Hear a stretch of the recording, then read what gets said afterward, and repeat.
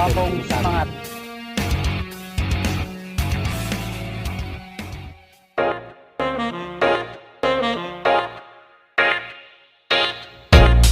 Halo, assalamualaikum sedulur, kabar baik, kabar sehat nggih, syukur alhamdulillah amin. Balik maning karo aktivitas nyong lur kerja dolan. Gedung pencakar langit, infrastruktur megah sering kali dijadikan simbol kemajuan teknologi atau peradaban suatu bangsa lur. Dan itu berlaku di seluruh dunia termasuk di Indonesia. Dan banyak sekali bangunan-bangunan megah di seluruh dunia yang sangat terkenal dan ikonik. Di antaranya Jembatan Suramadu di Surabaya, Burj Khalifa, gedung pencakar langit tertinggi di dunia, Menara Petronas yang ikonik, Gama Tower, gedung tertinggi di Indonesia, atau mungkin apartemen Taman Sari Cendekia di Banyumanik, Semarang. Dan mengapa saya menampilkan Suramadu serta Taman Sari Cendekia? Karena kebetulan saya juga pernah ikut terlibat dalam pekerjaan untuk subpondasi borpelnya lur. Nah, bagaimana bangunan-bangunan megah itu bisa sukses dibuat dan berdiri kokoh sehingga menjadi ikonik dan terkenal? Tentunya tidak terlepas dari pondasi dalam lur. Proses pengerjaan pondasi dalamnya ini yang nanti akan kita bahas. Dan pondasi dalam ini banyak sekali macamnya lur. Di antaranya sepuntel pancang, borpile, pondasi kaison, pondasi menerus diafragma wall, atau mungkin pondasi cakar ayam yang banyak kita jumpai lur. Cakar ayam itu apa ya, pondasi dalam ya, latak telpok napelan ya lur, gua akeh-akeh. Nah, karena pondasi dalam itu pada prinsipnya berfungsi untuk memikul beban besar pada suatu bangunan, sehingga terlebih dahulu dilaksanakan bor sondir penyelidikan tanah untuk mengetahui standar penetration testnya lur. Hal ini nanti buat acuan untuk mengetahui seberapa panjang, seberapa besar volume pondasi itu sendiri. Dan di video kali ini saya akan membahas secara umum perbedaan pondasi spunpel dan borpel menanggapi request dari sedulur kemarin itu. Pondasi spunpel dan borpel tentunya sudah sangat familiar sekali ya buat dulur-dulur semua, terutama yang sering nonton video-video saya. Nanti kita bahas apa sih bedanya dan apa kelebihan dan kekurangannya. Oke, yang pertama adalah pondasi pancang spunpel. Tentunya dulur-dulur semua sudah sangat familiar ya dengan metode atau jenis pondasi ini yang biasa disebut dengan paku bumi biasanya itu. Pondasi pancang atau spunpel sendiri adalah bagian sebuah struktural dari sebuah bangunan yang membagi tekanan gravitasi secara merata pada tanah dan berfungsi agar bangunan bisa menjadi kuat dan berdiri kokoh. Lalu kenapa harus pancang spunpel? Dan apa kelebihan serta kekurangannya lur? Mari kita bahas satu-satu, kita kupas. Mulanya jadi skip.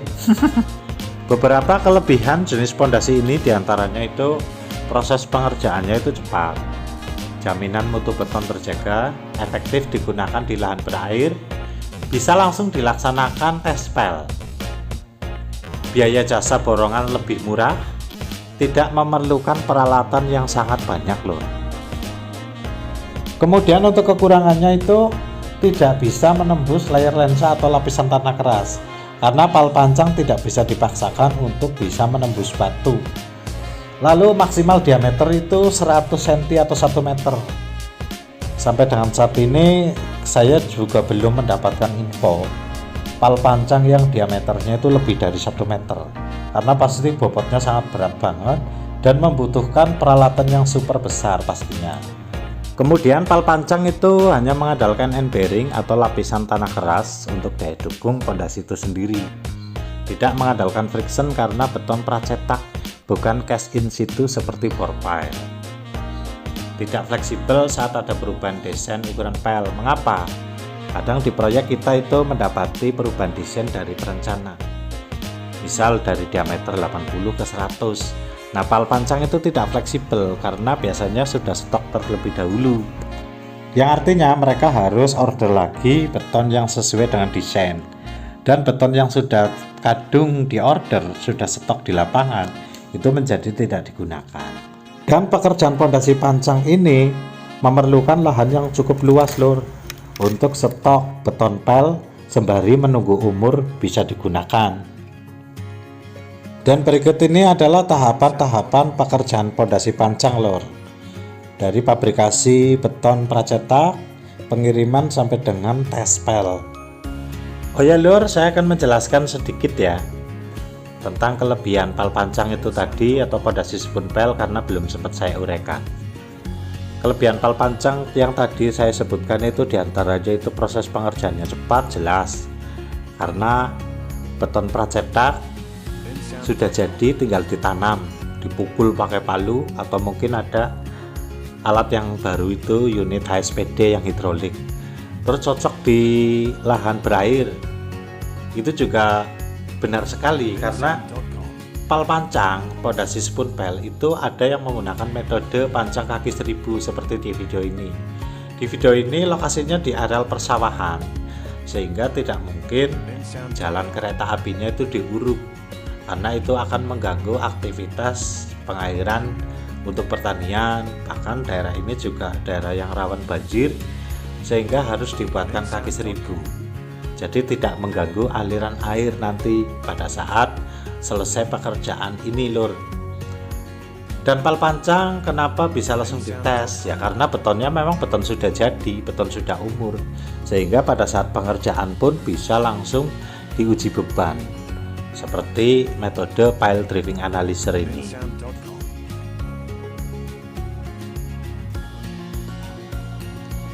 Berikutnya adalah pondasi bor pile. Video ini sering banget tak upload ya buat dulur-dulur semua, tentunya wis ora gumun, wis ora asing. Pada prinsipnya sama seperti pondasi spoon pel pancang, hanya perbedaan paling mendasar itu jika pancang itu beton pracetak, sedangkan bor pel itu cast in situ atau pondasi cetak di tempat. Makanya diperlukan wadah atau begisting lah. Nah, bor pel ini harus dibor dulu menggunakan unit drilling rig. Seperti apa tahapannya, seperti apa kelebihan dan kekurangannya, ayo kita kupas satu-satu lur. Makanya pada di subscribe lur, di share, di like, bagikan karo kanca-kancane kabeh. Siapa tahu buat adik-adik kita yang baru lulus kuliah ingin menjadi kontraktor yang handal atau menjadi pengusaha di bidang konstruksi, terutama untuk sub pondasi, nanti bisa menjadi referensi video ini. Kita doakan sukses lah jadi juragan, amin. Seperti yang sudah kita ketahui bersama ya, bor pile adalah suatu pondasi yang dipasang dengan cara mengebor tanah dengan diameter tertentu sehingga mencapai kedalaman yang sudah ditentukan. Kemudian dipasang besi tulangan dan dicor. Lalu apa keunggulan pondasi bor pile? Di antaranya ya mampu menembus layer lensa. Diameternya bisa mencapai lebih dari 1 meter. Fleksibel untuk perubahan desain dimensi karena tinggal mengganti ukuran mata bor. Mengandalkan end bearing dan friction. Getaran yang ditimbulkan saat pengerjaan tidak sampai merusak bangunan sekitar. Dan cocok untuk area yang sempit, semisal di basement atau di bawah flyover pun bisa. Kemudian kekurangannya itu biasanya itu proses pengerjaannya itu lebih lama, resiko sedegradasi beton, resiko lubang runtuh, membutuhkan treatment khusus untuk kondisi tanah tertentu, peralatan yang digunakan cukup banyak, harga jasa borongan cenderung lebih mahal, dan tidak bisa langsung diadakan pelaksanaan tespel.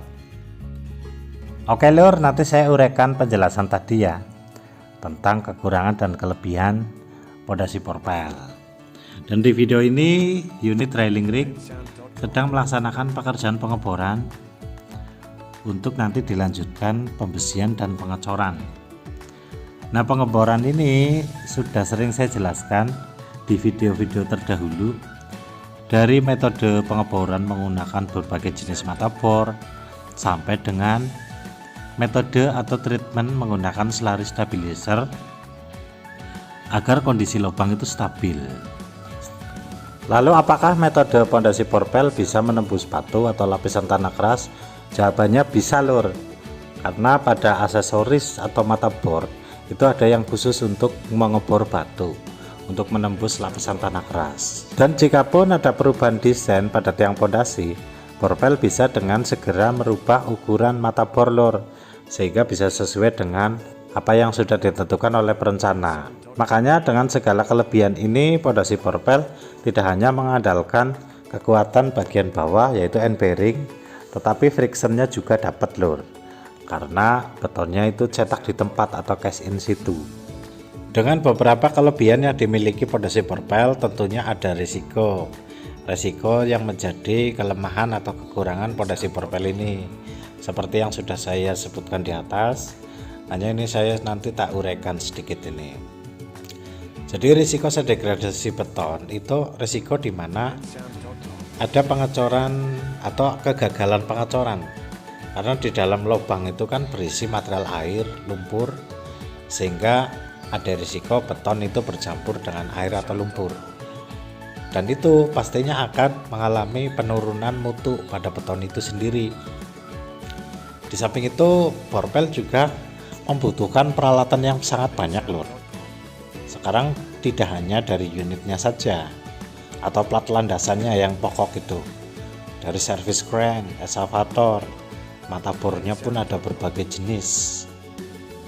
Terus aksesoris pengecoran juga banyak, peralatannya banyak banget. Jadi nggak heran kalau pengerjaannya itu lebih lama dibanding spoon pel, dan harganya pun untuk borongannya itu sedikit lebih mahal. Juga beton sendiri itu mengacu pada umur. Kalau umur beton 28 hari itu sudah ada kenaikan atau peningkatan mutu mencapai 99%. Jadi pekerjaan Porpel itu tidak bisa langsung dites, melainkan harus menunggu umur beton mencapai 28 hari baru bisa dilaksanakan pekerjaan tespel, pembebanan pada tiang Porpel. Nah, mungkin gitu dulu lur video saya kali ini ya. Insya Allah besok tetap di-update lah video-video yang lainnya yang edukatif tentunya. Jangan lupa dukungannya ya lur. Di share, di subscribe, di like, ben kaca-kacanya pada ngerti. Dan tak lupa ya, tak ucapkan matur nuwun sangat atas dukungannya selama ini, atas supportnya dari jenengan semua. Karena jenengan semua saya jadi semangat bikin konten. Matur nuwun lur, salam.